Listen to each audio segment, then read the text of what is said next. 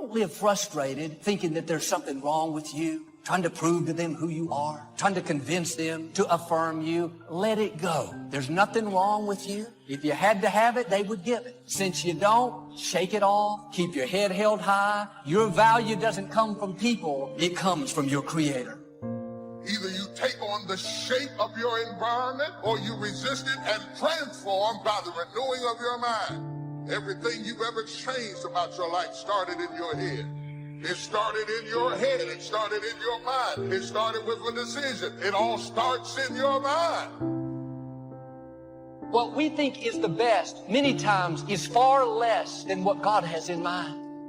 You haven't seen your best days. You may feel stuck. Doors have closed. That all happened for a reason. The best part of your life is not behind you. The best part of your life is the next part of your life. You wouldn't be discouraged over that door that closed if you knew what God was about to open. You haven't seen or imagined what God has in store. Many people give up on the 1 yard line. See, life is not just that simple. It's not that cut and dry.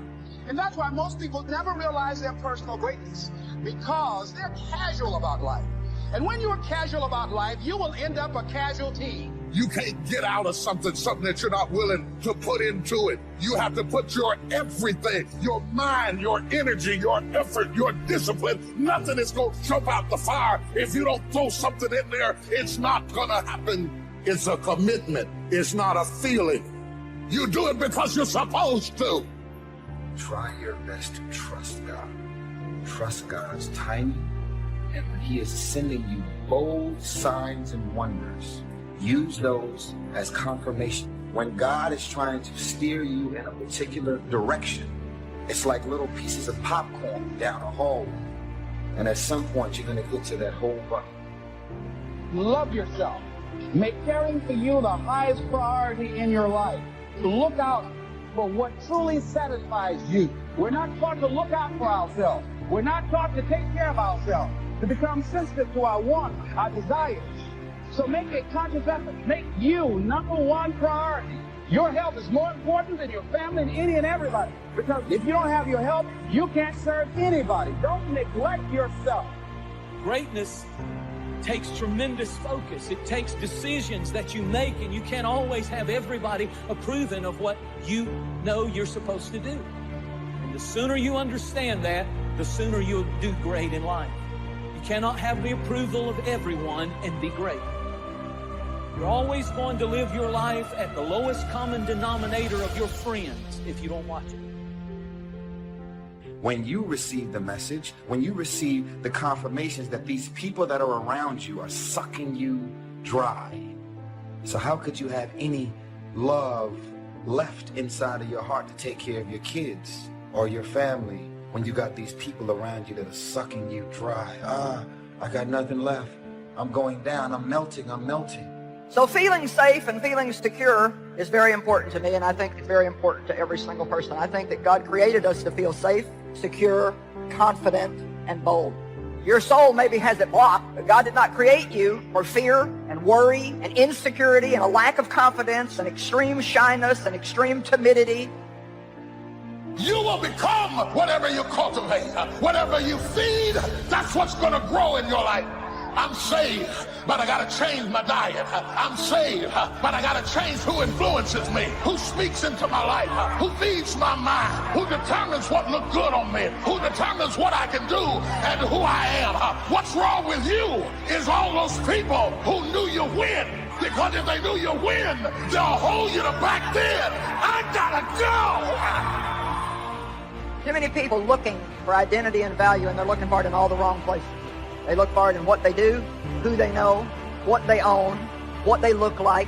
And I think that we need to do our best to look as good as we can. All I can say is take what God's given you and do the best you can with it. But don't be comparing yourself with somebody else. I become confident when I get the right view of other people and I get the right view of myself. It's amazing, right? You ever notice that arrogance requires advertising? But confidence speaks for itself. In fact, insecurity, cynicism, and arrogance, they're all loud. But confidence doesn't even have to speak, because confidence isn't based on your words. Confidence is an action. It's an ability to step into the moment and say, I'm not backing down. I'm not quitting. I got my confidence back, and I can fulfill. Your tongue is the rudder for your life. It's determining the direction. Next time you're tempted to say something negative about yourself, your future, your finances, zip it up. Don't steer yourself toward defeat. Say not, you're too young. Say not, you can't accomplish your dreams. God wouldn't have given them to you if you weren't well able. Why are you living a life to impress them? Why are you placing value on what they think? Doing all these things to impress them. Why? I'll tell you something right now, man. You need to place value on the people who love you at your worst. Because those are the people who deserve to be there when you're at your best. If you don't heal from emotional wounds, you will bleed on people that have nothing to do with it. How many people are living wounded over how they were raised, a friend that walked away? Instead of letting it go, they replay it in their mind. They wonder why they don't have good relationships. It's because they haven't healed. They're living out of a wounded place. Isn't it amazing how one bad relationship can ruin all of your other relationships? If we're really being honest tonight, most of the pain in our life, it comes from relationship pain. Some of the hardest things for us to get over, they're attached to people. Despise not the day of small beginnings. And so many people say, when I get a big break, when a big door opens, when somebody notices me. But that is not the key to success. The key to success is to start where you are. Right where you are. Not when things get better, but start where you are. The only thing worse than one who is inconsistent in applying their self-imposed disciplines is one who has never considered the need or the value of discipline at all, changing loyalties and shifting frequently from one commitment to another, leaving behind a trail of broken friendships and unfulfilled promises, all because of a discipline that was either non-existent or imposed so infrequently that it was ineffective. Most of us are worried about suffering. We're afraid of it. When we're suffering and sacrificing, we wonder whether it's worth it. We wonder whether sacrifice or setbacks or suffering is a sign it's not our real dream. See, at the gym, you never think, oh, I'm going through some pain and discomfort. This must be a sign I shouldn't be at the gym. You never think that. You have to break it down, suffer and sacrifice for it to grow. When you need motivation yourself, don't look for someone to scream and yell. Don't look for someone else to give you motivation. Look at yourself and remind yourself why you are doing what you are doing. This temporary pain, this fight, this is what will make you stronger. That's the key word, discipline, self-discipline, consistent self-discipline. It doesn't really matter how smart you are or how much you know if you don't use it. Better than knowledge is applied knowledge. And once we've applied our knowledge, we must study the results of that process. Get the clutter out. Start letting some of this junk go to make some room for something else. Do that with people. There's some people who's cluttering up your life. They're just holding and occupying the space that somebody useful, positive could be holding that space. You don't even have time to look to see what else is out there because you all have all of these people surrounding you that's not enabling you to grow. Some of you tonight, you've experienced someone failing you.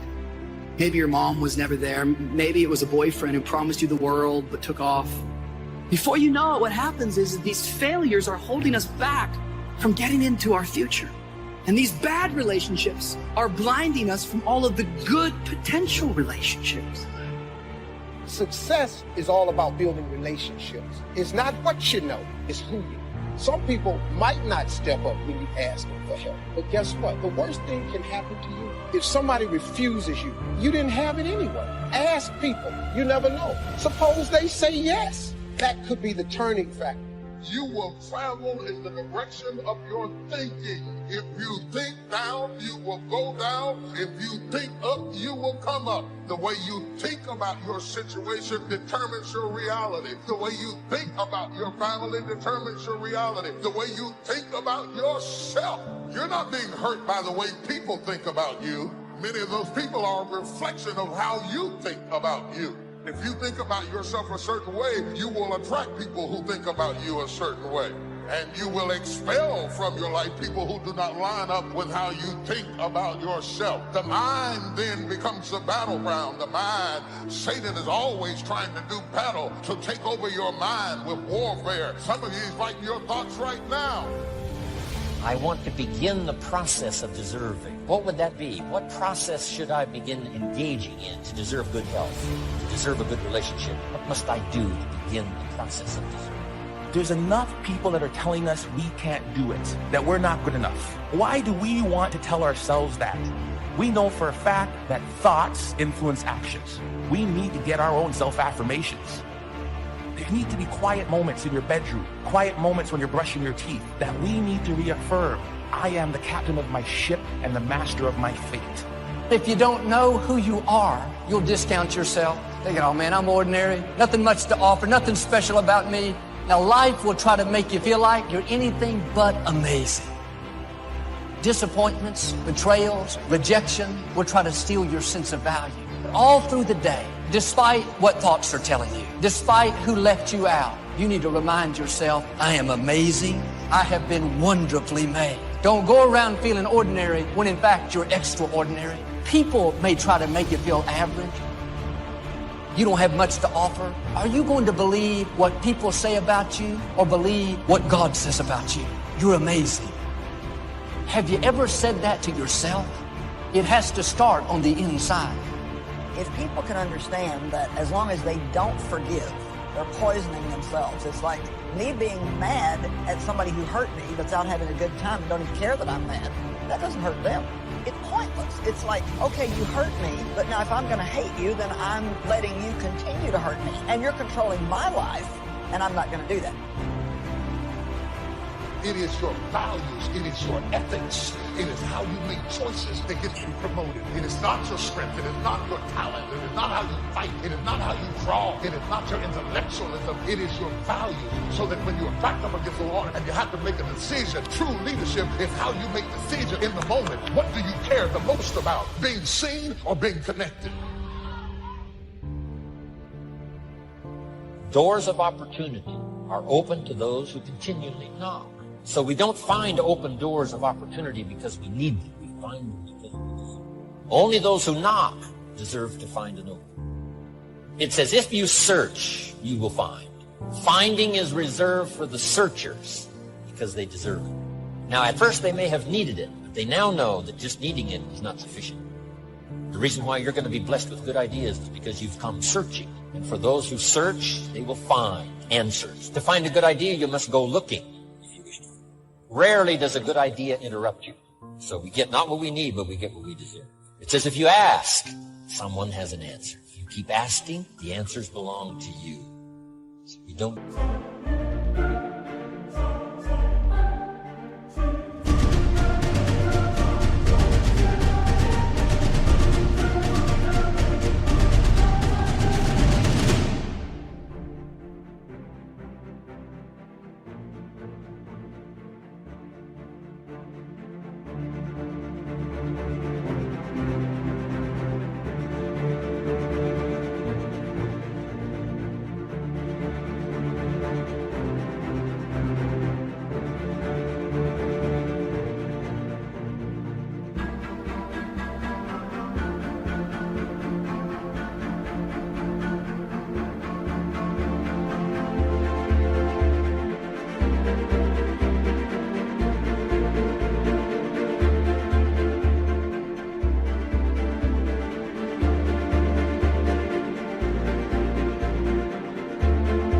get what we need, we get what we deserve.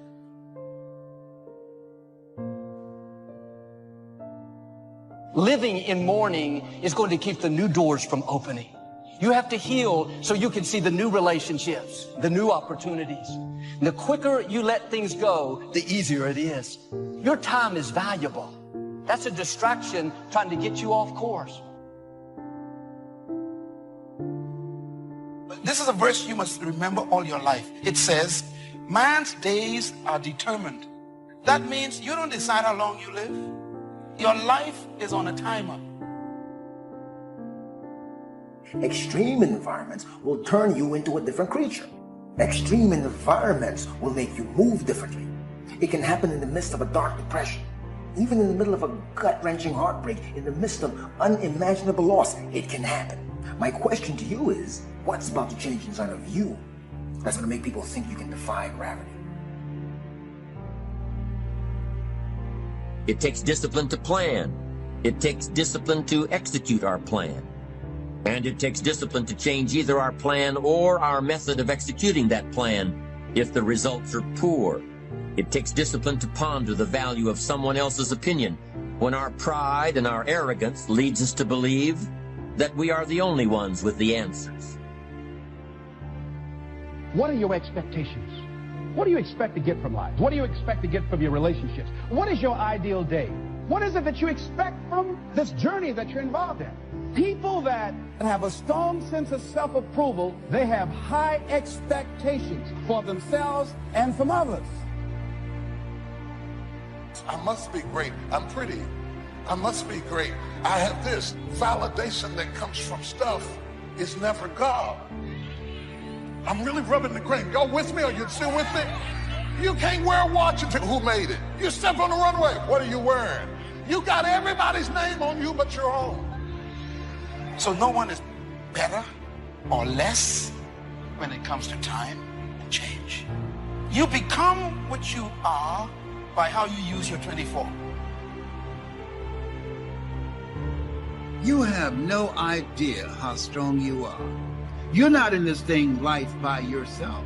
But one of the things that I know about this thing called life, recognize what had happened, the role that I played in it, I had to keep it moving. Got to keep it moving. Each of us must live off the fruit of his thoughts in the future, because what you think today and tomorrow, next month and next year, will mold your life and determine your future. You're guided by your mind. You have built-in greatness. You have built-in power to handle whatever life throws at you. And life is going to be throwing a lot of stuff. Nobody's going to be spared. That's why Viktor Frankl called it unavoidable suffering. But suffering is a choice, because you can suffer or you can choose to do whatever you need to do, overcome whatever you are stuck in right now. Never underestimate the power of influence and associations, and never underestimate the power of your own consistent self-discipline. Sleep late, show up late. Waiting is always easier than acting. Imagine what life would be like if we didn't have to make our bed in the morning. Wouldn't it be fascinating if we didn't have to do these things? What do you suppose would be...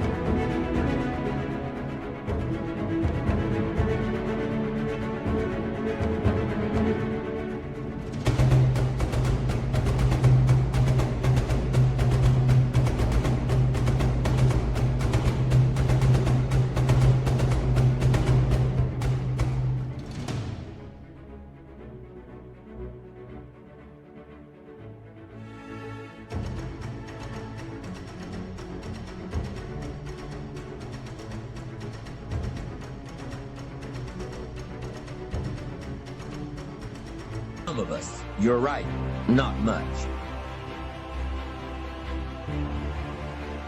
One of the great distractions of chasing our dreams is this thing that goes off in our head as we're negotiating the price we're paying. Is it getting too high? Is it too much? And you'll have people in your ear, it's too big a sacrifice. You're going through too much. It distracts all your focus. You can't be executing and negotiating simultaneously. So negotiate it now. Negotiate it with me now. What are you willing to pay for me? When I'm after something big, as long as it's legal, ethical, and moral, I'll sacrifice everything else. Greatness is not income.